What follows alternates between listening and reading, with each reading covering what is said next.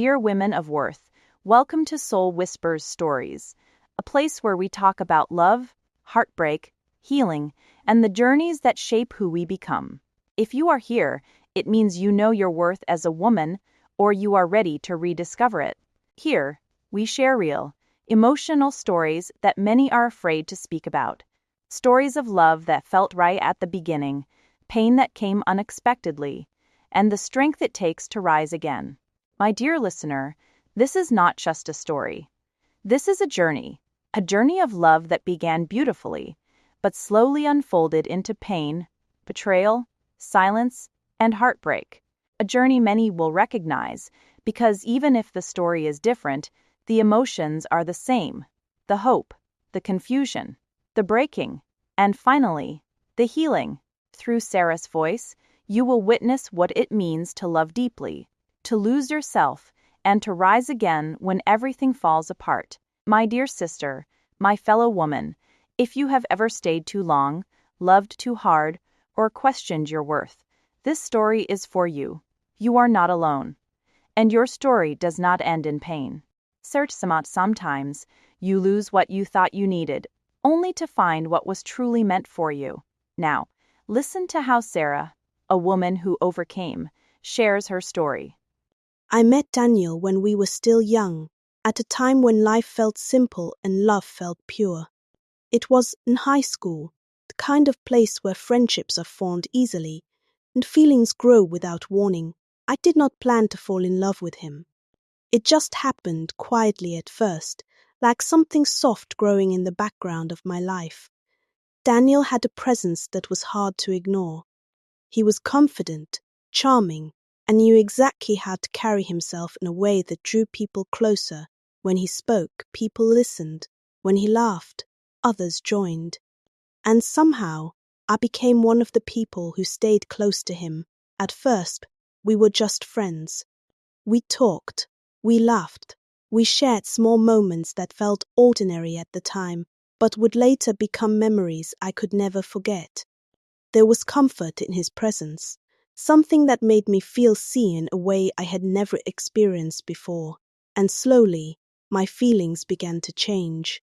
I started noticing the way he spoke to me differently, the way he would look at me, just a little longer than usual, the way he made me feel important, even in the smallest conversations. That was how it started, not loudly, not dramatically, but gently. One afternoon after school, he told me he liked me. I remember how my heart raced in that moment. Even seemed to pause as I tried to process what he had just said. It felt like something I had secretly hoped for had finally found its way into reality, and without thinking too much, I allowed myself to fall. At that age, love feels like everything. It feels like forever. It feels like something that cannot be broken. I believed in him. I believed in what we had, even though we were too young to fully understand what love truly meant. But even in the middle of that sweetness, there was something I could not explain, a small feeling, a quiet discomfort, the kind that does not scream but whispers. There were moments when Daniel felt distant, even when he was right there with me, moments when his attention shifted in ways I could not fully understand, moments when I felt like I was trying to hold on to something that was not fully mine. At first, I ignored it. I told myself I was overthinking. I told myself that love was not always perfect. I told myself that what I felt was normal, because when he was present, he made everything feel right again. And that was how I learned something I did not yet understand. Sometimes, the beginning of a story already carries the signs of how it will end. As time passed, what we had became deeper, or at least, that was what I believed. Daniel knew how to say the right things. He spoke in a way that made me feel safe, like I was the only one who truly mattered to him. He would call me at night, ask about my day, and tell me how different I was from everyone else, and I believed him. I gave him my time, my attention, and slowly, my heart became something that responded to him completely.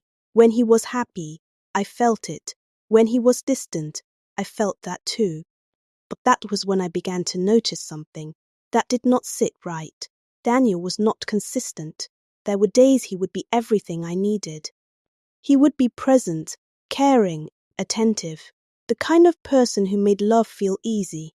And then, without warning, he would disappear.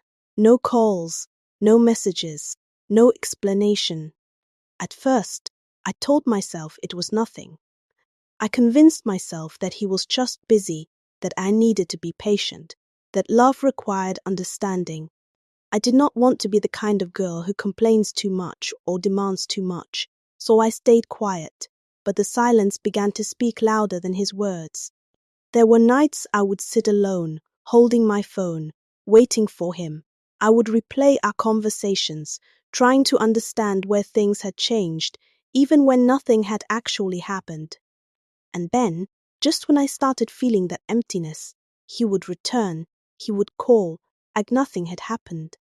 He would speak softly, laugh, and remind me of the version of him I wanted to believe in. And just like that, I would forgive him without asking questions. That was how the pattern began. He would come close, and then pull away, make me feel special, and then make me feel forgotten. And each time, I chose to hold on. My friend noticed it before I did. One day she asked me why I was always available for him, yet he only showed up when it suited him. I tried to ignore her, but her words stayed with me, because deep down, I knew. But I was not ready to accept it, because sometimes we do not hold on because things are right. We hold on because we are afraid to let go. There is a kind of truth that does not arrive suddenly. It reveals itself slowly, in moments you try to ignore, in feelings you try to silence, in signs you hope will disappear if you do not look at them too closely. That was the kind of truth I was facing. After some time I began to see Daniel more clearly, not the version of him I wanted to believe in, but the version that showed up in his actions. The inconsistency, the distance, the way I constantly felt unsure of where I stood in his life. I tried to talk to him about it. I asked questions, not out of suspicion, but out of a need to understand. But every time I tried, the conversation would turn in a way that left me feeling like I was the one creating problems. He would tell me I was overthinking. He would tell me I worried too much. And slowly, I began to question myself. I started doubting my own feelings, my own instincts, my own understanding of what I was experiencing. I convinced myself that maybe I was the problem, that maybe I just needed to be more patient, more understanding, more calm, but the truth did not go away. It stayed. And then, one day, something happened that I could not ignore. I saw him with another girl. At first, I tried to convince myself it meant nothing. I told myself I was misunderstanding the situation, that there was an explanation I had not yet heard. But the way he looked at her, the way he smiled, it felt familiar. Too familiar. When I asked him about it, he did not deny it clearly, but he did not admit it either. Instead, he spoke in a way that made me feel like I was overreacting, and once again, I chose to believe him. Not because I did not see the truth, but because I was not ready to accept it. Because sometimes, accepting the truth means losing what you are not ready to let go of. The night before my wedding should have been filled with peace. It should have been a night of excitement, of anticipation, of quiet joy as I prepared to step into a new chapter of my life. My family moved around the house with energy, making final preparations, laughing, celebrating. Everything felt like it was falling into place. But inside me, something was unsettled. It was not loud. It was not dramatic. Just a quiet feeling I could not explain. Daniel had told me he would be out with his friends for his bachelor's night. I did not question it. It felt normal, expected even. I wanted to trust him. I wanted to believe that everything we had been through had led us to this moment for a reason. But as the night went on, that feeling grew. I tried to ignore it. I told myself it was just nerves. As every bride feels anxious before her wedding, I tried to focus on the laughter around me, on the joy of my family, on the future I was about to step into. Then my phone rang.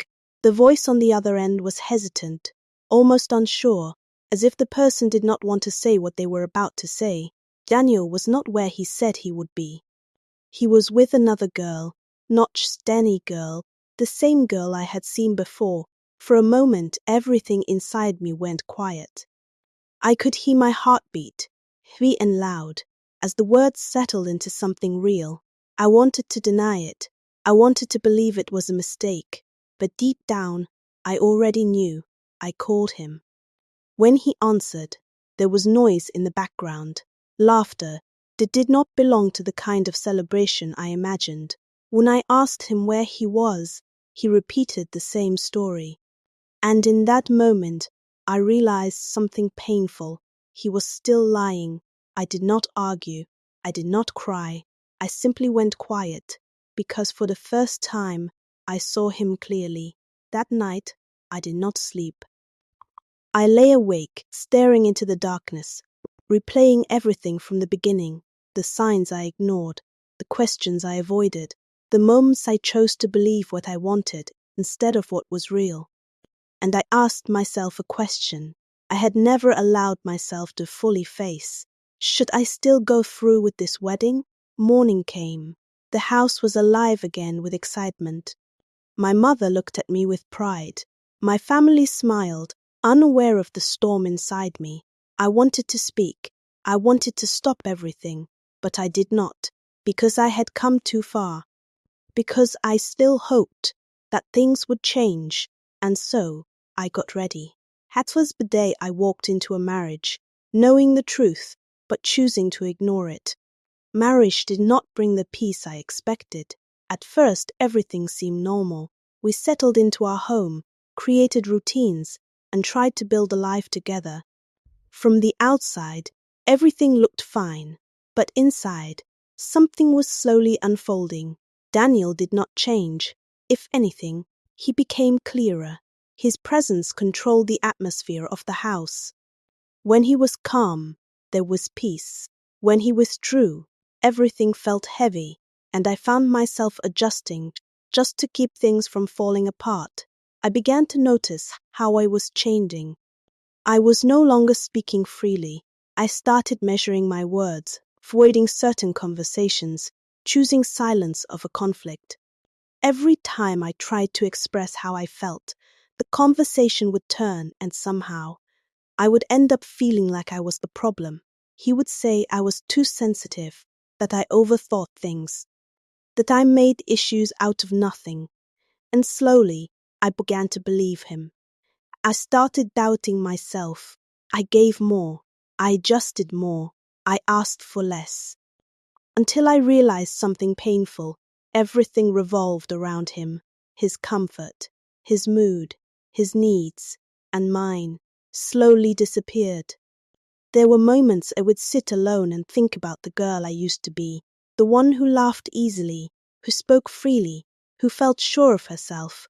I could not recognize her anymore. And that was when I understood something I had been avoiding. Marriage had not changed him. It had only revealed who he had always been. In life, there are moments when problems do not come one by one. They come together. It never rains, Taft did pause. While I was still trying to find myself in my marriage, still trying to understand the man I had chosen, another battle quietly began. I could not conceive. In our culture, when a woman gets married, a child is expected almost immediately. No one says it directly, but it is understood. The first year passes, and people begin to watch. Not with words, but with silence. The first year came and went. At first I did not worry. I told myself it would happen naturally, that there was no need to rush. I held on to hope, in a quiet, peaceful way. But by the second year, things changed. The waiting became heavier. Each month came with expectation and ended with disappointment. I carried that pain silently, trying to remain strong, trying not to show how much it affected me. What made it harder was the silence. There was no pressure from his family, no questions, no confrontation, but that silence was louder than anything else because it left me alone with my thoughts. I began to question myself. I wondered if something was wrong with me, if my body was failing me, if I was the reason nothing was happening. I carried that burden quietly, without support, without reassurance, without the kind of presence I needed. Daniel did not carry it with me. Whenever I tried to talk about it, he dismissed it, telling me not to worry, that things would happen when they were meant to. But those words did not comfort me. They isolated me. By the third year, I was no longer the same. The waiting had changed me. The silence had shaped me. And deep inside, I began to feel something I could not ignore. This was not just about not conceiving. Something else was already wrong. There are words that do not just hurt you, they change you. By the third year of my marriage, I was already tired. Not just physically, but emotionally. I had carried silence, confusion, and disappointment for so long that I no longer knew how to express what I was feeling. That day, I gathered the courage to speak. I had been reading about IVF, searching for answers, looking for something that could give me hope. I wanted us to try. I wanted us to do something instead of just waiting and pretending everything was fine. So I brought it up, carefully, softly. I told Daniel we needed to take the next step, that maybe it was time to seek help, to face the situation together. But the way he looked at me, I knew immediately that something was wrong. He did not respond with concern, he responded with irritation. At first, he dismissed it like he always did, telling me I was overreacting, that there was no need for all that. At this time, I did not stay quiet. I insisted, because I was tired of carrying the burden alone. And that was when everything changed. Daniel's voice became sharp, cold. And then he said something that broke something inside me. If there is a problem, it is you, not me. For a moment I could not breathe. The words hit me in a way I was not prepared for. I felt something collapse inside me, something I had been holding together for years. But he did not stop there. He looked at me, almost with pride, and said the words that would change everything forever. I have a child. The room went silent. I stared at him, unable to process what he had just said. A child? I whispered. He did not soften. He did not explain gently. He simply said it again. Yes, I have a child, 6 months old. 6 months. That meant, while I was in this marriage, while I was praying, hoping, waiting, he was building a life somewhere else. My heart broke in a way I cannot fully describe. Before I could even respond, he picked up his phone, walked out, and left me there, just like that. No explanation, no comfort, just truth and silence. He did not come back that night. Not the next day, not even the day after. For 2 days I sat alone in that house, crying, trying to understand how my life had become something I could not recognize. I called my friend Anita. I needed someone. I told her everything. I cried. I poured my heart out. But her response was not what I expected. She was calm, too calm, almost distant. And when I hung up the phone, something inside me felt unsettled, but I ignored it, because I had already received too much truth for one moment. For you see, I did not know that the worst part of that truth was still waiting for me. After Daniel's confession, I felt lost, not just hurt, but completely shaken. I needed answers. I needed guidance. And in that moment, I thought of the one person who should have stood for what was right, his mother. I called her, my hands trembling, my voice heavy with everything I had been holding in. When she answered, I tried to remain calm, but the pain found its way into my words. I told her everything, about the years of waiting, about the struggle, about what Daniel had just told me. I expected shock. I expected disappointment. I expected her to stand with truth. But instead, she sighed, not out of pain, but out of something else, something that made my heart sink. "My daughter," she said, "a man needs a child." Her words felt like a slap. I could not believe what I was hearing. She went on to say that maybe it was for the best, that at least now her son had a child, that I should not make a big issue out of it. I sat there, holding the phone, unable to speak. She did not ask how I felt. She did not question his actions. She did not defend me. Instead, she blamed me. "If you had given him a child," she said, "this would not have happened." That was the moment something inside me shifted. Not loudly, but deeply, because I realized something painful. Sometimes, the people you expect to protect you are the ones who justify your pain. When I ended the call, I felt more alone than I had ever felt in my life. After speaking to his mother, I felt like I had nowhere to turn. The pain had become too heavy. The silence in the house was unbearable, and for the first time, I wanted to leave. I thought of my mother, the one person who had always been my safe place, the one person I believed you'd understand, would hold me, would tell me it was okay to walk away. But even then, I hesitated. Because in our culture, marriage is not just between two people, it is between families. It is something you are expected to endure. Still, I called her. When she answered, I could not hold it in anymore. I cried. I told her everything, every detail, every pain, every truth I had been forced to face. She listened, quietly, and for a moment, I felt relief. I thought she understood, but when she finally spoke, her words broke me in a different way. "My daughter," she said gently, "marriage is not easy." I stayed silent. She continued, "Every home has its problems. You must be patient.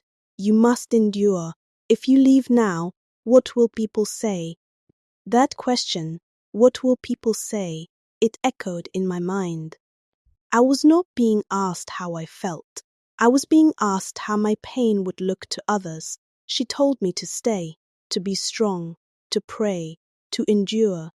And just like that, the one place I thought I could run to was no longer a place of escape. When I ended the call, I sat there in silence, and I realized something that changed me forever. Praise for. I was alone in a marriage I was expected to protect, even if it was destroying me. When pain becomes too heavy, you look for a place to rest. After everything I had been through, after the silence, the betrayal, and the loneliness, I found myself thinking of one person, Anita, my friend since high school. The one who knew my story from the beginning, the one I believed would understand me without explanation. We had not seen each other in a long time because life had taken us in different directions, but we still spoke on the phone, or at least, I thought we did. That weekend, I decided to go see her. Daniel was no longer spending weekends at home. Fridays, Saturdays, Sundays, he was always gone, leaving without explanation, and returning on Monday like nothing had happened. So I made a decision. If I was going to be alone, I would rather be somewhere I felt safe. I did not tell Anita I was coming. I wanted to surprise her. I wanted to see her reaction, to feel that joy of reconnecting after so long. For a moment, I allowed myself to feel something close to excitement again. When I arrived at her place, my heart was light. I knocked on the door, already imagining how she would scream, laugh, hug me, and pull me inside. But what I saw instead changed everything.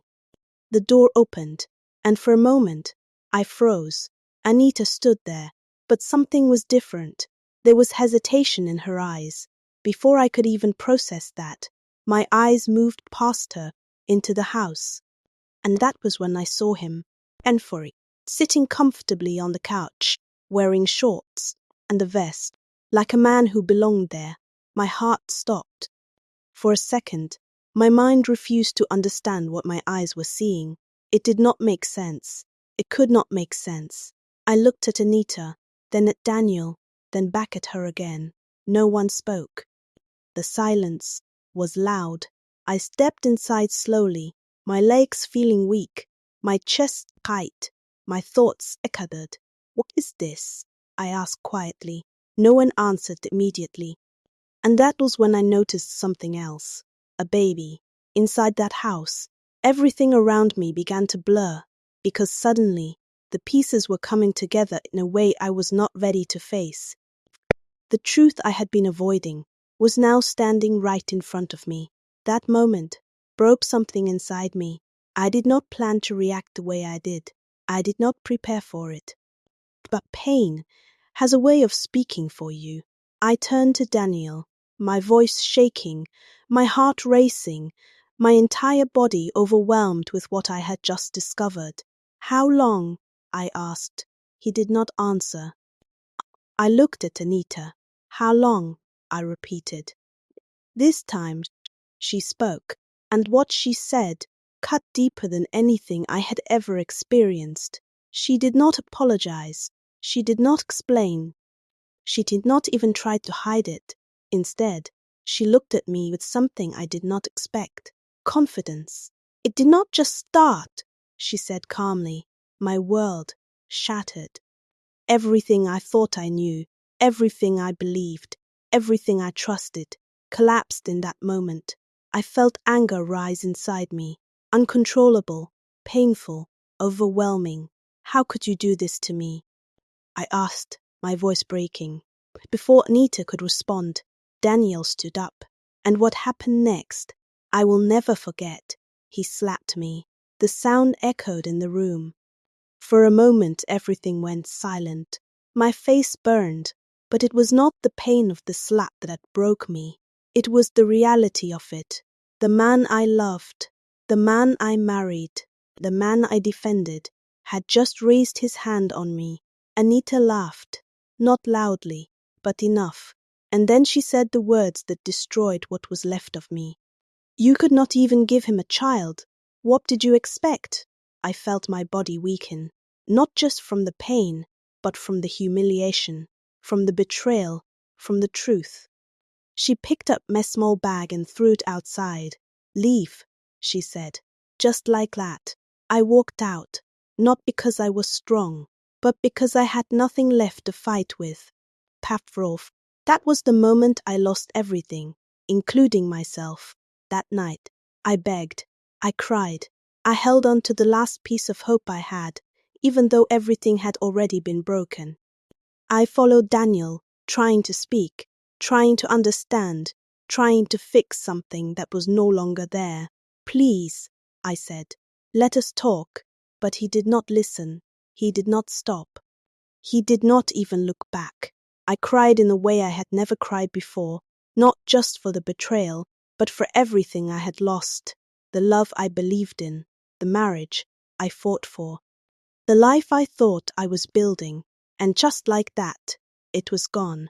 That night, I returned to the house alone. The silence was unbearable, the emptiness, louder than anything. Days passed, then weeks.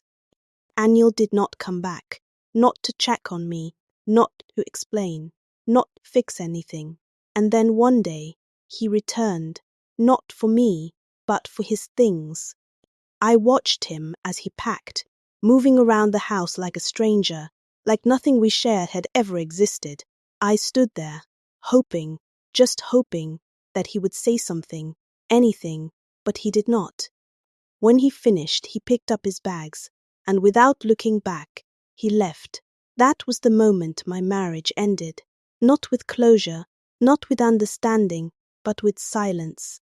After Pax, I was left with nothing, except the pain of knowing I had ignored every sign. After Daniel left, I was not just broken, I was lost. And house felt empty, but it was not just the absence of him that made it unbearable. It was the silence of everything we had once built, now reduced to nothing.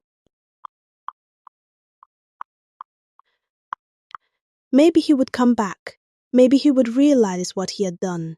Maybe he would feel something. But days turned into weeks, and nothing changed. That was when I did something I never thought I would do. I reached out to Anita, not because I trusted her, but because I still believed that somewhere, deep down, she might feel something, guilt, remorse, anything. I called her, no answer. I sent messages, no reply. I tried again and again and again, until one day she responded. My heart raced when I saw her name on my phone. For a moment I thought maybe she would apologize, maybe she would explain, maybe she would show even a small sign of regret. But what she sent broke something in me all over again. If a man no longer loves you, move on. That was it. No apology, no explanation, just mockery. I stared at the message for a long time, trying to understand how someone I once called my friend could speak to me like that. That was when it finally sank in. First, not everyone who walks with you is walking with your heart. And in that moment, I stopped reaching out because I realized there was nothing left to hold on to. After everything that happened, I moved back to my mother's house. But even there, I did not feel alive. I was present, but I was empty. Days passed without meaning. I would wake up, sit quietly, stare into space, and let time move without me. I had no energy, no motivation, no desire to do anything. The pain had consumed me, not loudly, but deeply. I stopped caring about how I looked. I stopped talking. I stopped feeling like myself. It was as if a part of me had been left behind in that marriage, and I did not know how to get it back.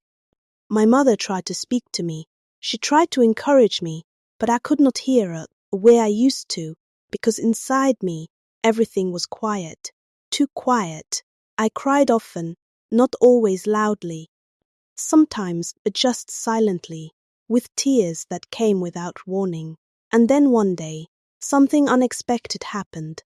I started feeling different. At first, I ignored it, but the feeling stayed. So I decided to check, and when I did, my world shifted again. I was pregnant, 6 weeks. For a moment, I could not move. I just sat there, staring at the result, trying to understand what it meant. After everything, after the betrayal, after the heartbreak, now this. It felt like life was giving me more than I could carry. It never rains, but it pours.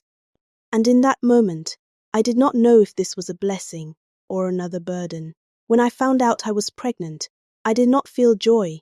I felt fear, confusion, and a deep uncertainty about what my life was about to become. I was not in a marriage anymore. I was not emotionally stable. I had nothing figured out. And now, I was carrying a child. I thought about it for days, quietly, carefully, and slowly. I made a decision I never imagined I would have to make. I wanted to end the pregnancy. Not because I did not value life, but because I felt unprepared to bring a child into a life that felt so broken. When I told my mother, everything changed. She refused, completely. She looked at me with a seriousness I had never seen before and said words that shook me. "If you do this, I will curse you." I froze. She was not just speaking out of anger. She was speaking from something deeper, something cultural, something spiritual, and I knew she meant it. But even then, I was still conflicted. So I made a quiet decision. I booked an appointment, alone. I did not tell anyone. I just wanted to go and end everything quietly. But when I got to the hospital, something unexpected happened. The doctor who attended to me was someone I recognized. He was my pastor's son. For a moment I felt exposed, seen, like I could not hide any more. He looked at me, not with judgment, but with understanding. He listened. He allowed me to speak. And then he spoke, not harshly, not forcefully, but gently. He told me I was not alone. He told me my life was not over. He told me this child could be the beginning of something new, and then he said something that stayed with me. I will help you. I broke down. Because for the first time, someone was not judging me. Someone was not blaming me. Someone was offering support. And in that moment, I made a different decision. I chose to keep the child. I went back home, and from that day, everything slowly began to change. My pastor and his son stood by me. They supported me. They gave me strength when I had none. And for the first time in a long time, I felt something again. Not pain, not fear, but hope. Sometimes, the moment you think your life is ending is the moment it is beginning again. After I made the decision to keep my child, life did not suddenly become easy, but something changed. I was no longer walking alone. The pastor's son stayed true to his word. He did not just speak comfort into my life. He became part of my support system in a way I did not expect. He checked on me. He encouraged me. He reminded me over and over again that my life was not defined by what I had gone through. There was no pressure from him, no hidden intention, just kindness. And for someone who had been broken the way I was, that kind of presence felt unfamiliar. But healing often begins in unfamiliar places. When I gave birth, he was there. Not in the way of someone claiming ownership, but in the way of someone who truly cared. He made sure I was okay, made sure the baby was okay, made sure I never felt abandoned again. And slowly, I began to stand again, not just physically, but emotionally, mentally, spiritually. He spoke to me about going back to school. At first, I resisted. I felt like life had already passed me by, like I had lost too much time, too much energy, too much of myself to start again. But he did not give up on that idea. He encouraged me, patiently, until one day I said yes. I returned to school, not as the same girl who left everything behind, but as a woman who had seen life, felt pain, and was now ready to rebuild. It was not easy. Balancing motherhood, studies, and healing required strength I did not even know I had. There were days I wanted to give up, days I felt overwhelmed, days I questioned if I had made the right decision, but I kept going, because this time I was not just living, I was rebuilding. And when I finally graduated with my law degree, I cried, not out of pain, but out of victory, because sometimes the life you think is over is only preparing you for a greater version of yourself. Life's a way of surprising you when you least expect it. After everything I had been through, I had learned how to stand on my own. I was no longer looking for love. I was no longer searching for someone to complete me. I had found myself again, and that was enough. The pastor's son remained in my life, steady and consistent.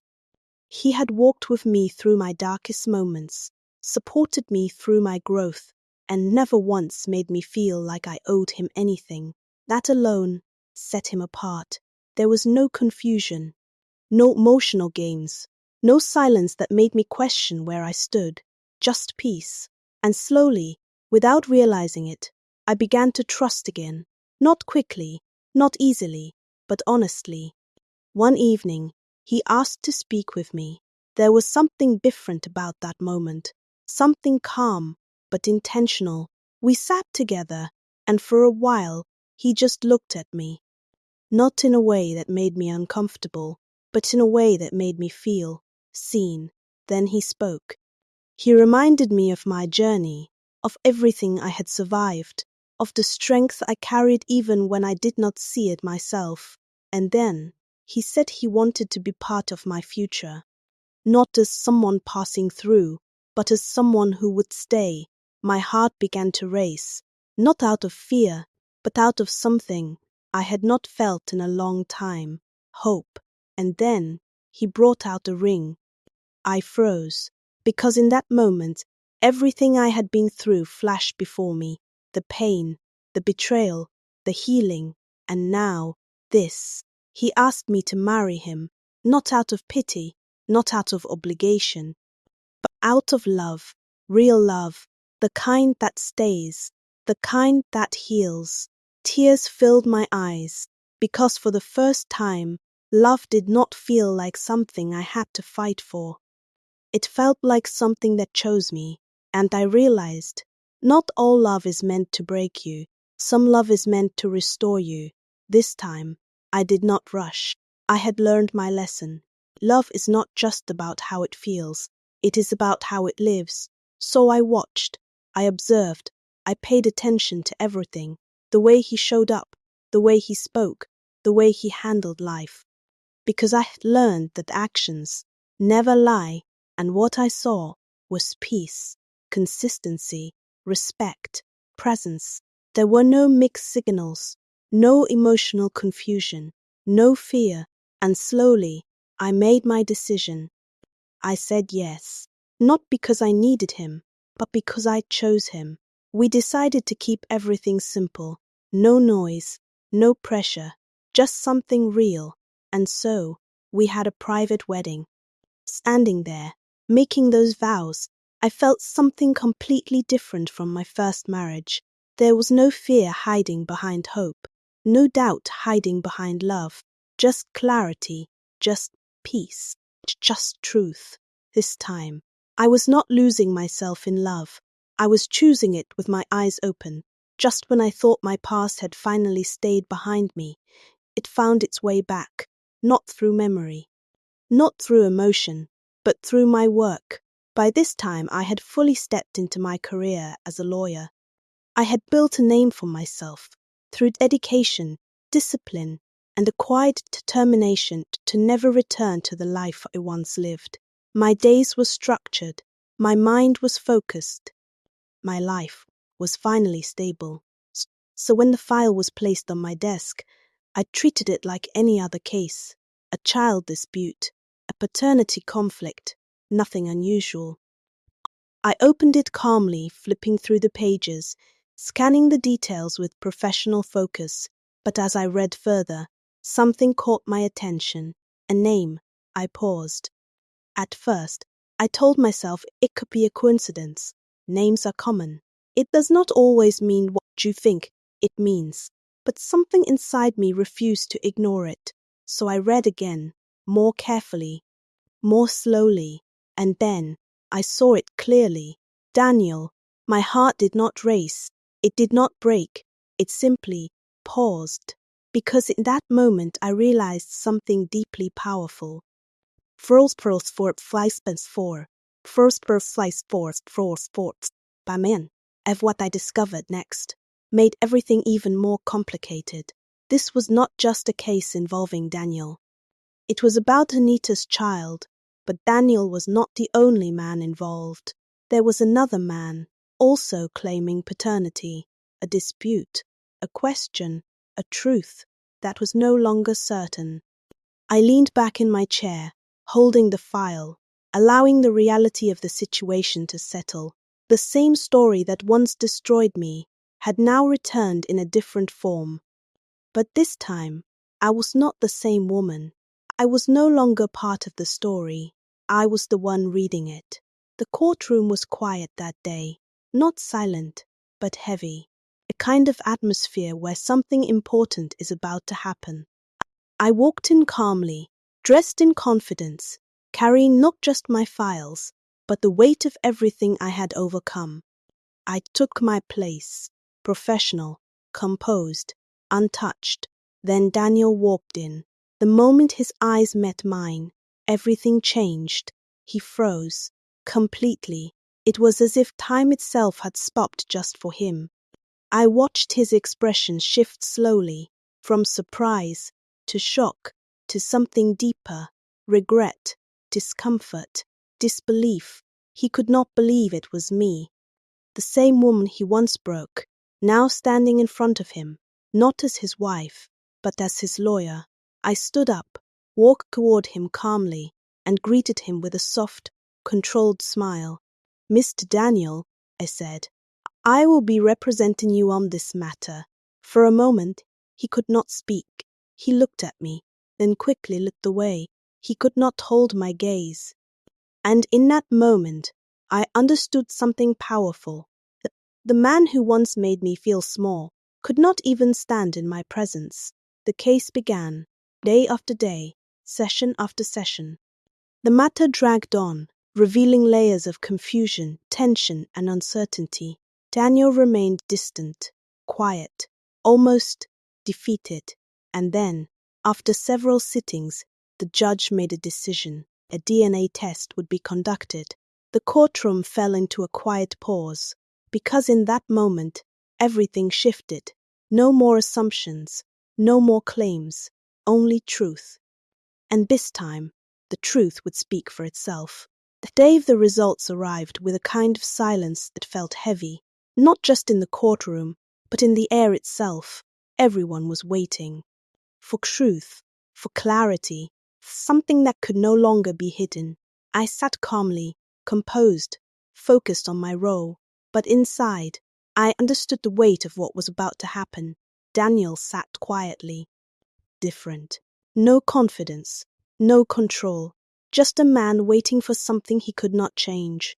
When the results were presented, everything stopped. The DNA test proved the child was not Daniel's. For a moment, no one moved, no one spoke, because that truth did not just answer a question, it destroyed everything that had been built on a lie. The same child he chose over his marriage, the same life he walked away for, was not even his. I felt something shift inside me, not joy, not revenge, just release. Because in that moment, I understood something clearly. It was never me. And then Daniel broke. He cried, not quietly, not controlled, but deeply. The kind of cry that comes from regret, from realization, from understanding everything too late. I did not know, he whispered. I did not know, but some truths do not come to fix the past. They come to expose it. After the DNA results were read, the courtroom changed. It was no longer just a place of law, it became a place of truth. Daniel stood there, broken in a way I had never seen before. The man who once carried himself with confidence, who once made decisions without hesitation, was now undone by a reality he could not escape.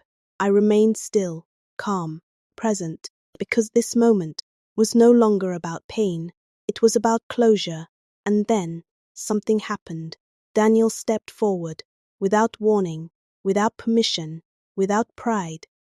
And, in front of everyone, he knelt, a grown man, on his knees, right there in the courtroom. Gasps filled the room, but I heard none of it. My focus was on him, on the man I once loved, now broken by the very truth he had created. He began to speak, his voice shaking, his words heavy. "Sarah, I am sorry, not once, not twice, but repeatedly. I am sorry. I did not know. I made a mistake. Please forgive me." Those words, the same words I once cried for, the same words I once needed, but now they felt distant, because they came too late. I stood there, looking at him, not with anger, but with understanding, because I had already lived through everything he was now trying to undo. I had cried those tears. I had begged for those answers.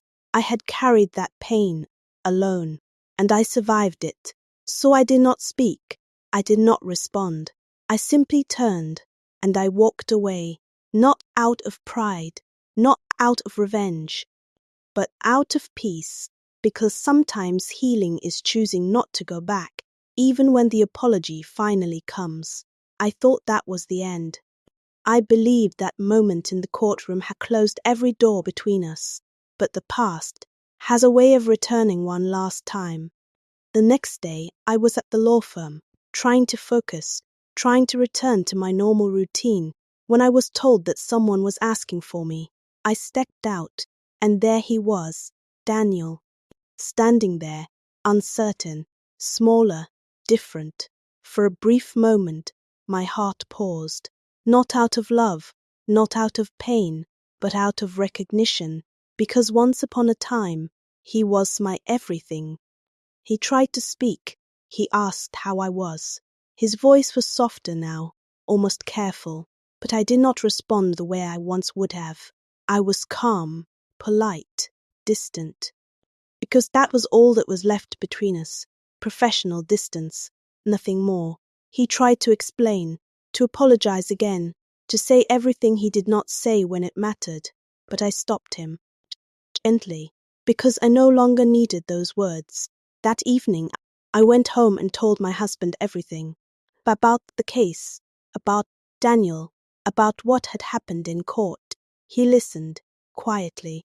Then he asked me something I had not thought about in a long time. What about the child you left at marriage with? My heart paused, because that truth had remained hidden. The child Daniel never knew about. The child I carried when everything fell apart. We spoke about it, carefully, thoughtfully, and together we made a decision. Some truths are not meant to stay hidden forever. There are moments in life that feel like destiny, moments where everything that was hidden finally comes to light. When Daniel arrived, I could see the confusion in his eyes. He did not understand why I had called him.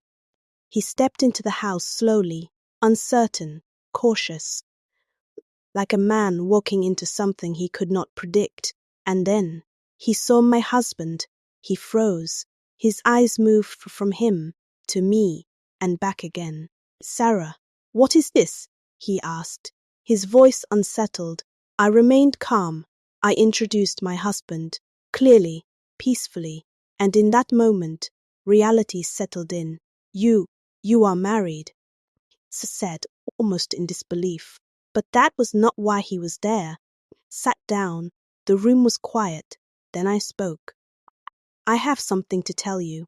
My voice was steady, strong. I told him that when our marriage ended, I was pregnant. He froze. "What?" he whispered. "You were pregnant." I did not explain further. I simply stood and brought the child. The moment he saw him, everything broke. Daniel stepped back, shaking his head, unable to process what he was seeing. This is my son?" he asked, his voice trembling. No one rushed him, because truth needs time to land. Slowly, he stepped forward, and then he knelt, not out of apology this time, but out of realization. He reached for the child, held him, and broke down. "I did not know, Sarah, I did not know." Tears fell freely, uncontrolled, raw. "I am so sorry. I am so sorry." He held his child like someone trying to hold on to lost time. And in that moment, everything came full circle. The truth he once ran from was now in his arms. After that moment, after the tears, the shock, and the truth that could no longer be hidden, the room became quiet again. But this time, it was not the silence of confusion. It was the silence of responsibility. Daniel sat there, still holding the child, his eyes swollen, his emotions raw. For the first time, I saw a man who truly understood the weight of his actions. Not in words, but in reality. But this moment was no longer about regret. It was about the future. We sat down together. My husband was there, calm and grounded, a quiet strength that reminded me of how far I had come. There was no tension from him, no insecurity, no discomfort, only clarity. Daniel spoke first. "I want to be part of his life," he said. His voice was low, sincere, and for once, free from pride. "I do not want to miss anything again." I listened, not as the woman he once heard, but as a mother. Because now everything had changed. This was no longer about us. This was about a child who deserved stability, peace, and truth. So I spoke, carefully, clearly. "The child will stay with my mother," I said. I explained that he was already growing in a place filled with love, structure, and consistency, a place where he felt safe, a place where his life had already begun to take shape. Daniel listened, quietly, no argument, no resistance, because he knew he had lost the right to demand. But you can visit, I continued. You can build a relationship with him, slowly, honestly, through your actions. My husband added calmly, what matters is consistency, not promises. Daniel nodded. Tears filled his eyes again, but this time they were different. Not just regret, but acceptance. And when he's old enough, I said, when he turns 21, he will decide for himself. That was the agreement. Not perfect, but fair. Not easy, but necessary. In that moment, I felt something settle inside me. A peace that came not from forgetting the past, but from handling it the right way. Because sometimes the strongest thing you can do is choose what is right over what is emotional. There comes a time in life when everything becomes quiet again, not because nothing has happened, but because everything has finally settled.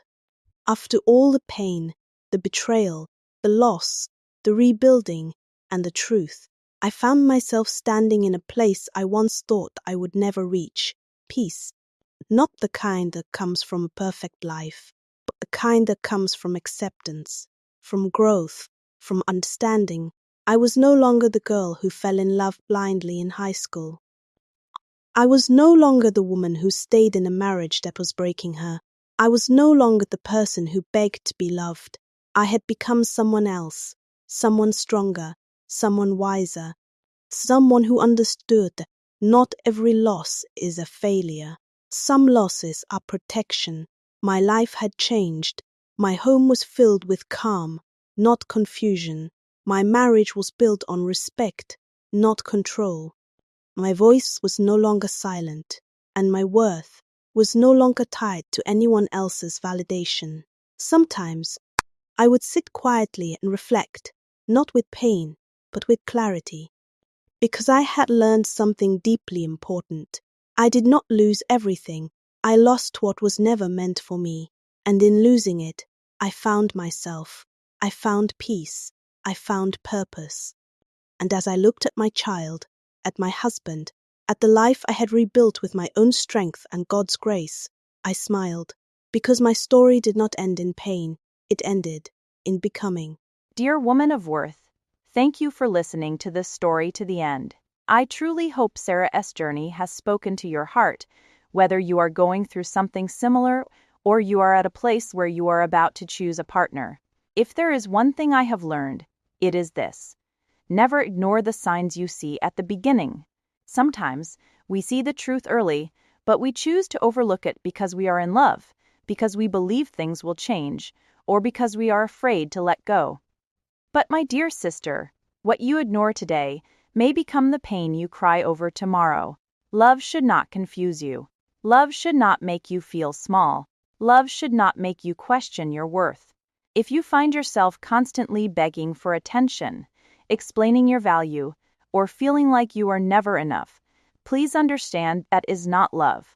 And if you are still choosing a partner, choose wisely. Do not choose based on words alone. Do not choose based on potential. Choose based on character, consistency, and how you are treated when it matters most. Because marriage does not change a person. It only reveals who they truly are. My dear sister, if you are already in a painful situation, please hear this. Do not lose hope. Your life is not over. Your story is not finished. It may feel like everything has fallen apart, but sometimes things fall apart so that your life can come together the right way. Choose yourself. Choose peace. Choose healing. And most importantly, do not go back to what broke you just because you feel alone. You are stronger than you think. You are worthy of real love. And one day, you will understand that what you lost was never meant for you. Sometimes, losing everything is the beginning of finding yourself. Hold on. Your best chapter is still ahead. And as we come to the end of today's story, always remember, you are not hard to love. You were just given to the wrong person. Always remember, you are a woman of worth. Know your value, set your standard, and never lower yourself to be accepted where you are not valued. The right love will not confuse you. The right love will meet you at your worth. Until next time, stay strong, stay healing, and never forget who you are. This is Soul Whispers Stories, where broken hearts find their voice and women rise again. Stay blessed and never forget your worth.